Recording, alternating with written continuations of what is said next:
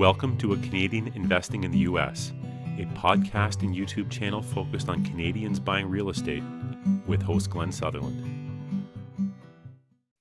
Welcome to another episode of A Canadian Investing in the U.S. This week, my guest is Brian Grimes. Brian, tell us a little bit about yourself, and then we'll jump into the topic. So I'm Brian Grimes. I'm a developer from Philadelphia. Kind of got started about a decade ago. Graduated from Columbia University up in New York City, and just really built a large development company out of town, investing in C-class neighborhoods across the country. So, Philly, my hometown, which is where I'm from, kind of grew up there during that Allen Iverson era, if you're into basketball. Yeah. So in Philly, Baltimore, South Jersey, properties out in Texas, certainly in New York as well. So just tapping into those C-class neighborhoods that are neighborhoods like the ones that I grew up in. So it's near and dear to my heart, and it's been a passion that I followed. So when you started, I'm guessing you started in your own backyard and then you branched out. Yeah, that was the plan, right? So I was working as a financial advisor. So I came right out of college, and I didn't follow that path that they kind of push you into in the Ivy League, which is like investment banking. I thought, I want to be my own boss. I want to have that financial freedom. So I got into financial planning to learn about that and make my own hours. I ended up making about $6,000 my first year, all commissions, and just struggling, right? Living at home. So I saved my money and I studied for 2 years about real estate. And I bought my first property in my backyard. I had a mentor who he works with like Magic Johnson and TD Jakes and a lot of people. He does commercial real estate for Bank of America, commercial lending. And he would give me investment principles. A guy was from Trenton area. And he would tell me, buy where you know, rent to who you know, and you'll always be successful. That was like the number one principle he gave me. So I bought in my backyard. I got a duplex with a knock-in basement unit. And I was going to live in the basement and rent out the top 2 floors. I did an FHA house hack, but I ended up getting a job. Yeah, it was great. I ended up getting a job for an investment firm up in New York, a high net worth asset management firm. So I took the job in New York and ended up renting out the entire building and was making about $1,000 a month in cash flow on my first deal, FHA. I put $7,000 down and was cash flowing $1,000 a month. Right. Awesome. So I got all my money back in 7 months and just kept going from there. Yeah. Okay. So tell me the story. Like, how do you continue through this to be getting to the big units? When do you make the transition? How many houses did you buy that were like the little guys first? I actually believe in finding that sweet spot, right? That middle point. So there's a market out there, especially in these C-class neighborhoods, that's too big for the mom and pops to get to. It's too expensive, and it's too small for the institutions to come down to. Yep. So there's this sweet spot that nobody's attacking. So I stayed within that residential space, multifamily, single family, but I started doing it at volume. So the thought process was to scale it up and build out crews, build out systems, use technology. I'm a big believer that the apps that exist today, the technology that exists today, it wasn't around 20 years ago. So those developers who are learning in their 20s, 30s, even 40s, they don't really know how to develop like people do today with this technology. So I started to build these systems that allowed me to scale that residential market into kind of a commercial operation where we were doing as many as 20 to 30 deals a month with about 100, 150 contractors, trucks, 20,000 square foot warehouse, kind of everything that comes with it. Security cameras everywhere. I put 200 security cameras in North Philly all throughout. So just doing a lot of things that people really haven't done before. But that was kind of my philosophy, was to institutionalize this space that's traditionally mom and pop. People were doing 1 or 2 deals a year. I wanted to do, I think in 2019, we did 153 full gut rehabs, BRRRR Strategy, smack right in Philly. Yeah. So where did you get the knowledge to do that? Was it from the mentor? Was it from a book? Like, where did you? Hard Knocks, right? just like you, Glenn. Yeah. The school of, I've watched a lot of your content. The School of Hard Knocks, right? Yeah. So my story is no different than anyone else's. Probably no different than your story. You go out, you're bright-eyed and bushy-tailed. You want to do some deals. You find a contractor. He gives you the best price, right? You don't go with the guy who has the most expensive price. You go with the cheapest price because you say, hey, even if something goes wrong, I can recover. Yeah. That guy runs off with 40, 50 grand. And then you realize that, hey, I better get serious if I want to survive this thing, because it's not the 9 to 5. It's not corporate America. This is a different beast. This is blue collar. And you have to learn and really pay attention, or you can lose serious money really fast. Unfortunately, a decade ago, social media wasn't built out to the way it is now. Even YouTube, Instagram, Facebook, all of these platforms that have mentors that you can access today, they weren't there 10 years ago. So you just have to learn from the school of hard knocks. And that's how I learned, one deal at a time, getting that knowledge, paying attention, boots on the ground, and then walking through those full gut rehabs over and over until we got better. Mm-hmm. Mm-hmm. Do you have any tips for like dealing with contractors so they don't walk away with 40 grand of your money? I do. I teach, and I have a masterclass where I teach all of this stuff, right? Yeah. And it's one of my number one principles is control the money. This is where people go wrong, right? He who controls the money, he or she, but we'll just say he who controls the money is the boss, right?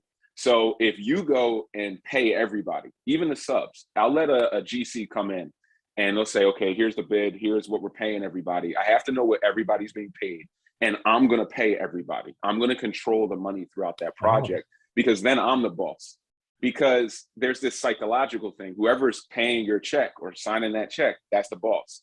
So you start to garner respect from the contractors, and you can control timelines a bit better. What most new investors do, because they don't have the confidence yet, is they get the GC, the money, and then the GC's the boss.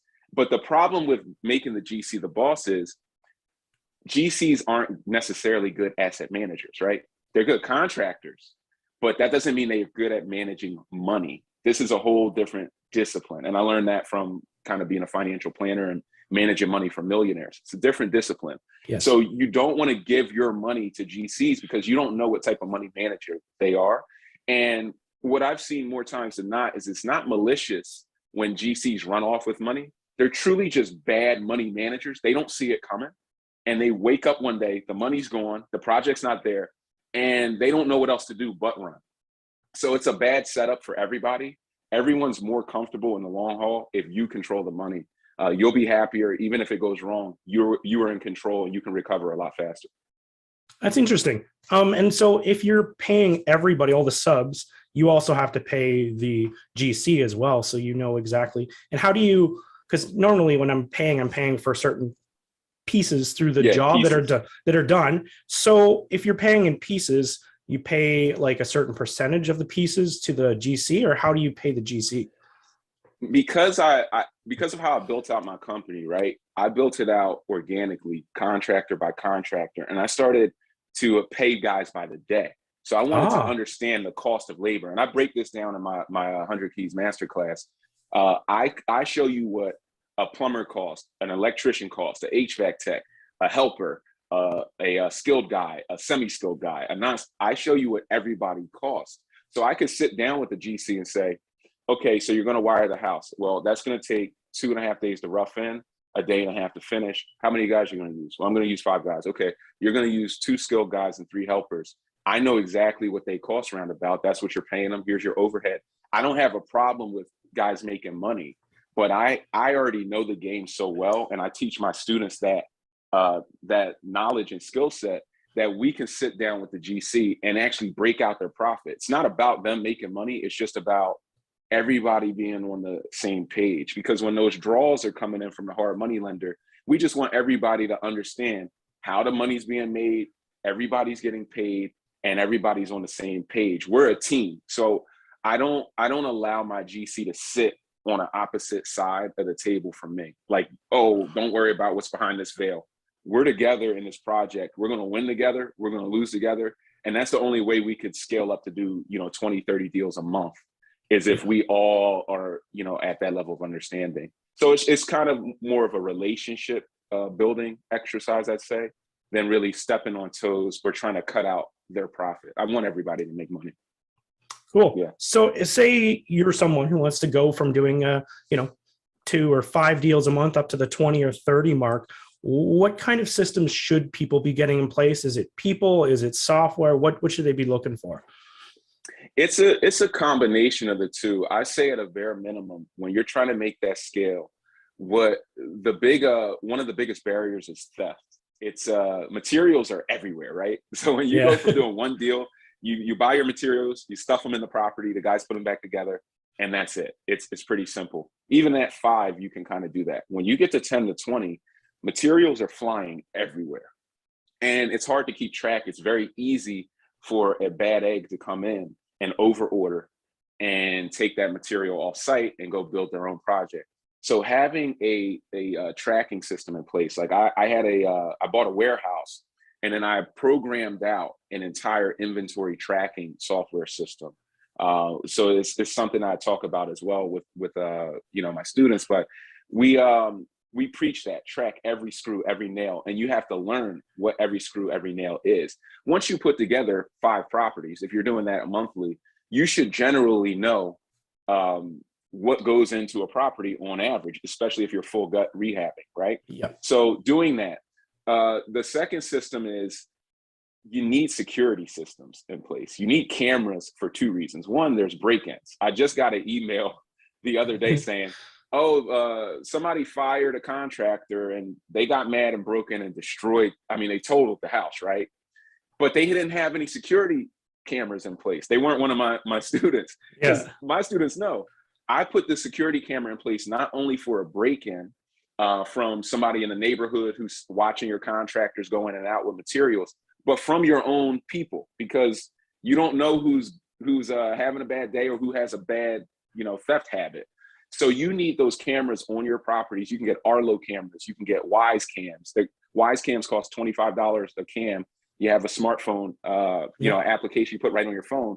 And if somebody goes in, it takes time for them to rip your property apart. It takes a contractor hours to rip your property apart. It takes the cops 2 minutes to show up, and you'll get an alert the second that door opens. So having those security cameras in place is key. And then having boots on the ground. If you're not going to be there, I tell people all the time, if you don't know anybody sitting on the couch in the city you want to invest in, I'll find you somebody. There are lots of people out of work, sitting on the couch, recently graduated, not making it happen, that you could put an extra $100 a week into their pocket. They'll show up with a smartphone and they'll video everything. And what you do is you send them in round robin. So this week they show up Monday, Wednesday, Friday. The next week, Tuesday, Thursday, Sunday, or whatever days people are working. And they're just walking through and filming things. So many people don't do that basic system of just sending somebody in to film the work. In real estate, you expect what you inspect. If you don't see it, it doesn't exist. It didn't happen. I mean, I'm sure, Glenn, you've had contractors tell you, oh, the work's 100% done. The draw inspector shows up. Nothing's done, Glenn. We can't release the money. So this happens all the time. Yeah. It's those 3 systems, I think: tracking your materials, security, and then having boots on the ground to inspect, so that you can only expect what you inspect. If you do those 3 things, you'll be fairly successful. You won't get burned. And then when you're paying these boots on the ground, do you pay them per property, or do you do it like, hey, I'm just going to give you, it should take you like 3 hours to get through this stack of properties? Yeah, I'll do it like, my favorite people are like a guy or a gal that drives like Uber. So you drive Uber, you're driving around the city anyway. Hey, I got 3 projects. If you pop in, 3 times a week, I'll slide you an extra $100. It's beer money or something, right? Yeah. And then I'm always about preaching the future, right? You have to, before you get to 20 deals, you have to talk to everybody about 20 deals. You become the 20 deal guy, right? Yeah, everybody you talk to, every contract, hey, we're going to be scaling up to 20 deals. We're going to do 20 deals. Hey, did you hear about the 20 deals? Once you become that voice box, you're going to start to attract people who want to grow with you. So even that boots on the ground person, I'm telling them, look, it's $100 a week now, but I'm going to scale you up. And once we get enough, that 20 deals, I'm going to bring you on more and more. It's going to be more money, more opportunity. You might even be able to dump Uber and get more money, with us. So I'm going to make you a chief inspector here. I always try to grow internally, not pulling in people external and putting them over top of my people. I like to elevate people who've been with me since the beginning. I find that the loyalty that builds it's just huge. And loyalty is everything in this business. I love it. There's a lot of tips in here. I'll probably listen to this one myself again. Brian, your coaching program, tell me a little bit about that, or Masterclass. So I founded the 24/7 Cashflow University, and I built it for people who want to invest in real estate, do that BRRRR strategy, but do it out of town. Do it like a 2021 investor, right? Yeah. Leverage technology, build passive income, but do it anywhere. I want your money to go where it goes the furthest, right? This is what asset managers do. They don't just buy the most expensive stuff. They look for undervalued stocks, undervalued securities, and that's where they put the money, and they wait for it to rise to fair market value. So we have that same philosophy. The Masterclass, it has about 40 hours of content, of video-based tutorial content through Teachable. We do live calls once a week. One is like a Q&A. The next week is topic-based. Like next week, we're going to be talking about creative financing strategies like sub-2 and wrap mortgages, mirror wraps, and all of that fun stuff now that the foreclosure moratorium is over and that opportunity is going to be coming down. So we do a lot of that training, and it comes with text and email access. You have somebody like me who's done over 300 full gut rehabs in major cities across the country, watching over your deals, connecting you with lenders, connecting you with contractors, connecting you with these resources, and really just being there so that you have less of a chance of getting burned. I also do site visits for some of my people who are close by, if I can. Like I really live and breathe this stuff. I love it. So that's the course. And you can, if you find me on Instagram, or my YouTube is Brian Loves Cashflow. You guys can find me and find the links to all that. I'm hopeful Glenn will share that as well. I'm sure he will. Oh yeah. No, I'm not going to cut it out. Yeah, no, I know. But that's the Masterclass. And I put it together. Also, I have people from Canada, actually, who live out in Canada, who are in the Masterclass, learning how to invest in U.S. real estate from Canada, from even, out of the country. And I believe in that because the systems, there were times like I haven't gone to Philly for 8 months and the company's still chugging along, running everything smooth. I'm sitting back behind my smartphone because you can see more. And I learned this. Once you get to 10 plus deals, I was driving into Philly, and by the time you get there, boots on the ground, everybody's pulling at you. You're the boss. Everybody wants to talk and show you everything. You see 4 deals. You drive back. You're exhausted. Yeah. You get your smartphone and all the systems that I show you in the 100 Keys Masterclass, you can see 40 deals in a day, 50 deals in a day. So it became incredibly inefficient for me to actually be on site. I became so much more efficient as a manager, as a boss, back in my, sitting at home in your underwear by your iPad and your smartphone than I was on site.